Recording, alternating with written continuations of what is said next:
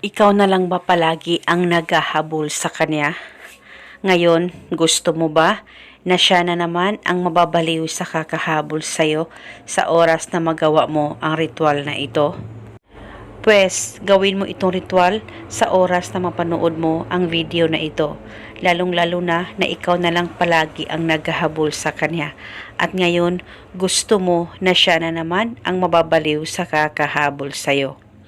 Una, ang gagawin mo lamang, kumuha ka ng kahit na anong kulay na panulat at isulat sa palad mo ang kanyang tunay na pangalan at apelido ng 3 beses.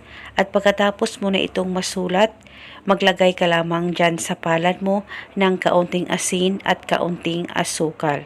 At pagkatapos mo nang malagay ito, ilapit ang palad sa baba mo. Mag-focus at mag-concentrate ka. Pakaisipin mo ng mabuti ang target o ang mahal mo at ibulong mo ang mga salitang ito. Pangalan at apelido sa kapangyarihan nitong asukal at asin. Ikaw na naman ang mababaliw sa kakahabol sa akin.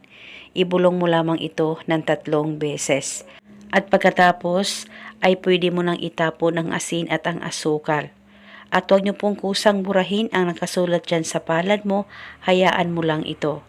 Kinabukasan, pwedeng ulitin ang paggawa nitong ritual sa kahit na anong oras na gusto mo.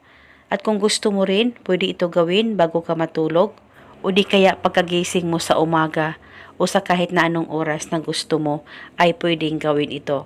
Basta gawin ito 1 beses sa isang araw.